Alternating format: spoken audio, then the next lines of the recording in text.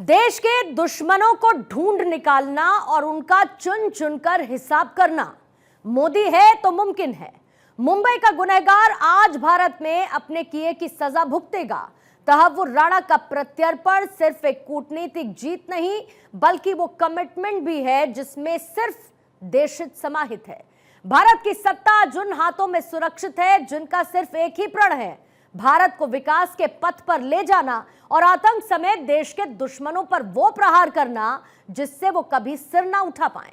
प्रधानमंत्री मोदी को इसीलिए पूरी दुनिया मैन इन एक्शन नहीं कहती है, क्योंकि मोदी जो कहते हैं वो करके दिखाते हैं और बात जब देश की आती है तो मोदी किसी भी हद को पार कर जाना भी जानते हैं।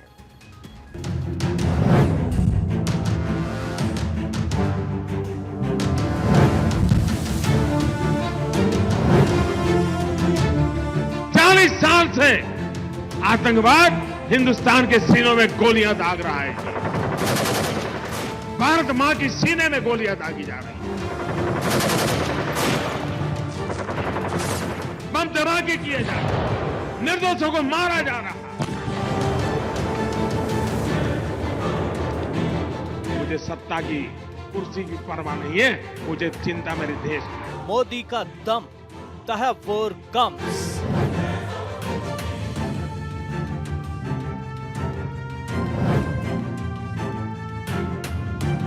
मोदी ने किया हिसाब, आतंक पर करारा प्रहार।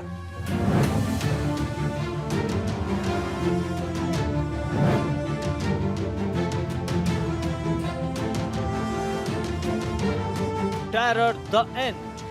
मोदी हैं तो मुमकिन है।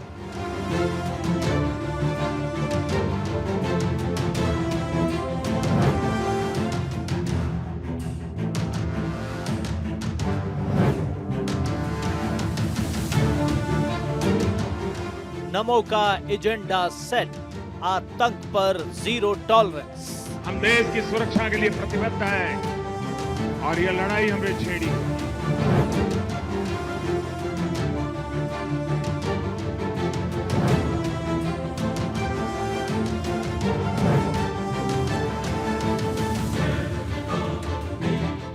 Modi man of words, India hits back terror.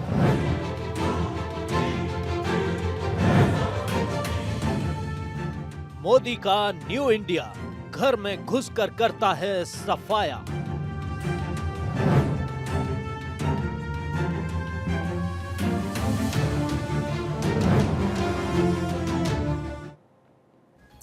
Modi मतलब मैन ऑफ पावर, मोदी मतलब मैन ऑफ कमिटमेंट, मोदी मतलब मैन ऑफ प्रॉमिस और मोदी मतलब मैन ऑफ वर्ड्स।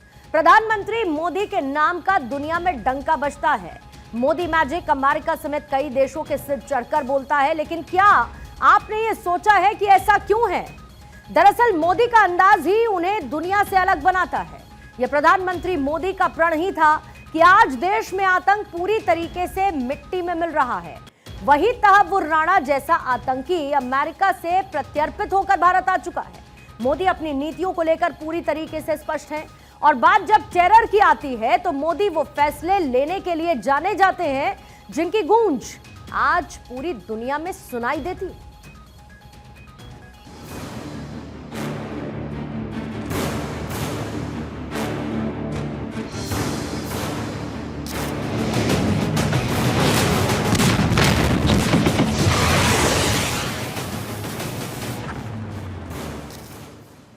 आतंक को मिटा देने की जिसने सौगंध खाई है, सौगंध मुझे इस मिट्टी की,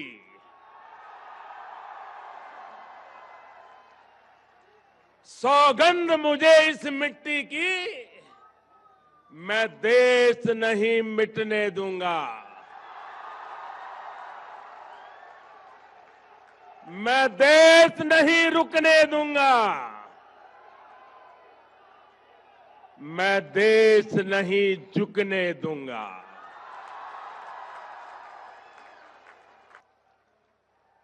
मैं देश नहीं रुकने दूंगा। मैं देश नहीं झुकने दूंगा। मेरा वचन है, मेरा वचन है भारत मां को,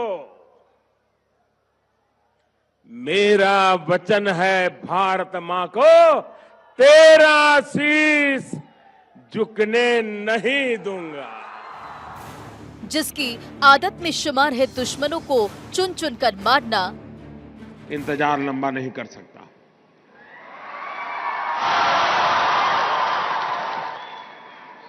चुन चुन करके हिसाब लेना, ये मेरी फितरत है।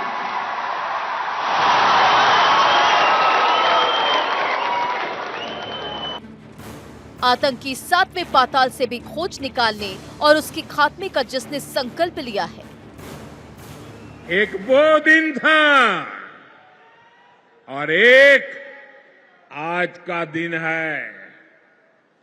आतंक के आकाओं को पता है, अगर कुछ भी हिमाकत की तो मोदी पाताल में भी उन्हें खोज निकालेगा। जिसने आतंकियों को घर में घुसकर मारने वाले न्यू इंडिया का निर्माण किया, ये हमारा सिद्धांत है, हम घर में घुस के मारेंगे। जिसने आतंकिस्तान को दिया दो टूक जवाब। आप मुझे बताइए दोस्तों, आतंकवाद के खिलाफ लड़ना चाहिए कि नहीं लड़ना चाहिए? आतंकवाद को जड़ मूल से उखाड़ना चाहिए कि नहीं उखाड़ना चाहिए? और जिसने हर आतंकी का किया हिसाब, उन्हीं प्रधानमंत्री मोदी का हर आतंकी से बदला लेने की प्रतिज्ञा इन दो तस्वीरों से एक बार फिर पूरी हुई। तारीख 26 नवंबर 2008, मुंबई पर आतंकी हमला। मुंबई में आतंकी हमले की ये आग मोदी के दिल में लगातार धधक रही थी। जिस तरह से आतंकियों ने मुंबई में घुसकर अपनी करतूत को अंजाम दिया था, मुंबई में खून की नदियां बहाई थी, देश को दहलाया था, ये हर तस्वीर मोदी के जहन में लगातार ताजा रही। इसके बाद जिस तरह से अमेरिका ने तहव्वुर राणा को 26/11 हमलों से संबंधित आरोपों में दोषी नहीं ठहराया था, उसने पीएम मोदी के दिल में लगी इस आग को और भड़का दिया था। अमेरिका की शिकागो की कोर्ट में आज राणा एक टेररिस्ट को मुक्त करने का फैसला हो चुका है। इस घटना ने आतंकवाद के खिलाफ लड़ने वाली हर शक्तियों के लिए, हर सरकार के लिए एक नया सवालिया निशान खड़ा किया है। किस आधार पर 26/11 के मुंबई के आतंकवादी घटना के दोषियों को निर्दोष करार करने की हिम्मत शिकागो कोर्ट करे? इन्वेस्टिगेशन किसने किया? जहां घटना घटी उनका रोल क्या रहा? यहां के पीड़ित लोग हैं, उनको न्याय कौन दिलाएगा? अमेरिका ने पाकिस्तान को खुश करने के लिए ये मिली भगत से कोई पैंतरा रचा है, कोई व्यू बनाया है। देश के प्रधानमंत्री अमेरिका के मित्र माने जाते हैं, उनके बैठते हुए एक तरफा कार्रवाई कैसे हो रही है? और आज जो शिकागो की कोर्ट में हुआ है, उससे मुझे साफ नजर आता है कि अब हिंदुस्तान में आतंकवादी गतिविधि करने वाले सारे आतंकवादी ये चाहेंगे कि उनके सारे मुकदमे अमेरिका की कोर्ट में चले। और मैं विश्व के सामने सवाल खड़ा करना चाहता हूं, क्या 9/11 के दोषियों का केस हिंदुस्तान की कोर्ट में चल सकता है? क्या अमेरिका इसके लिए हमें परमिशन देगा? क्या भारत की न्यायपालिका अमेरिका के 9/11 के घटना के लिए कोई निर्णय फैसला कर सकते हैं? एक बहुत बड़ा वैश्विक स्तर पर यह सवाल खड़ा हुआ है। मैं आशा करूंगा कि भारत सरकार तत्काल इस विषय में अपनी प्रतिक्रिया दे। भारत सरकार अमेरिका के खिलाफ अपनी आवाज उठाए और अमेरिका का पाकिस्तान तरफी जो रवैया है, उसके सामने भारत सरकार ने अब कड़ा निर्णय करना पड़ेगा। इस समय की मांग है, वरना एक के बाद एक दोषी लोग अमेरिका चले जाएंगे, अमेरिका की कोर्ट में केस चलेंगे और एक के बाद को एक तरफा निर्दोष छोड़ दिया जाएगा? पीएम नरेंद्र मोदी की ये सिर्फ शब्द नहीं थे, बल्कि वो कमिटमेंट भी था जिसे उन्होंने हर हाल में पूरा किया। करीब 14 साल लगे, लेकिन आखिर वो पल आ ही गया जब मुंबई हमले का मास्टरमाइंड तहव्वुर जंजीरों में जकड़ा हुआ हिंदुस्तान लाया गया। तारीख 26 मई 2014, मोदी की पहली शपथ। मैं नरेंद्र दामोदर दास मोदी ईश्वर की शपथ लेता हूं कि मैं विधि द्वारा स्थापित भारत के संविधान के प्रति सच्ची श्रद्धा और निष्ठा रखूंगा। भारत में इस शपथ के साथ शुरू हुआ आतंक के खात्मे का काउंटडाउन।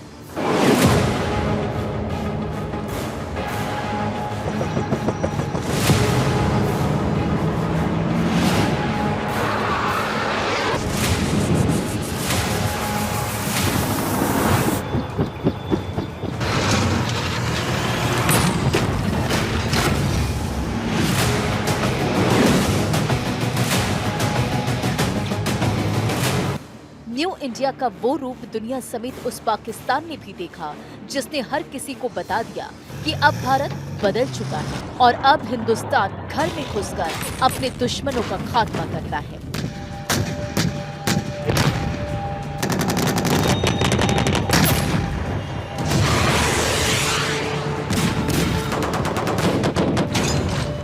सीमा के उस पार से आतंक होता था।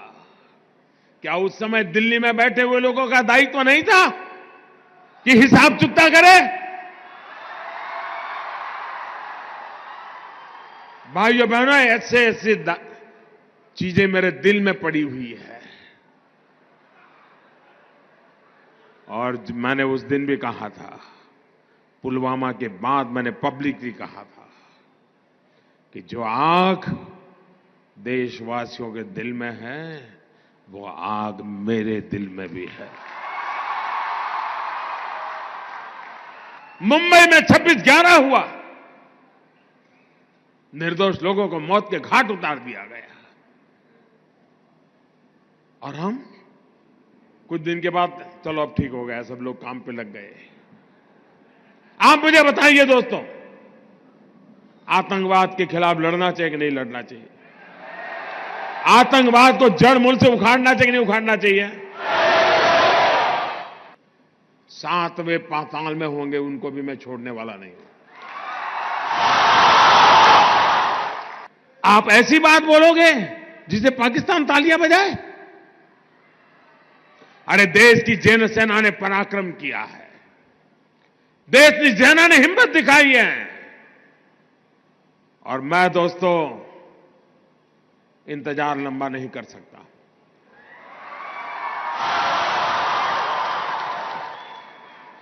चुन चुन करके हिसाब लेना ये मेरी फितरत है।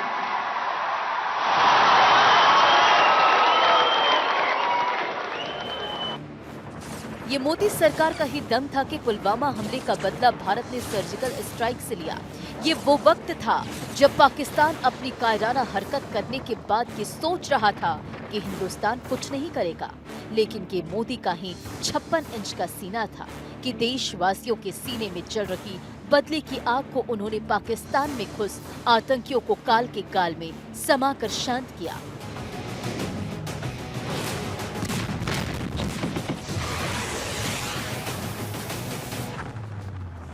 कब तक निर्दोष लोगों को मारने देंगे? आप दोस्तों बताइए मुझे, आपको हमारे देश की सेना पर भरोसा है? वो जान की बाजी लगा करके खेलता है, वो देश के लिए मर मिटने के लिए निकलता है और सफल होकर के आता है, तो आपकी नींद हराम हो जा रही है। अब ये कहते हैं ये तो चुनाव वाला खेल है। जब सर्जिकल स्ट्राइक हमने पहली बार की तब कहां चुनाव था भाई? ये हमारा सिद्धांत है, हम घर में घुस के मारेंगे।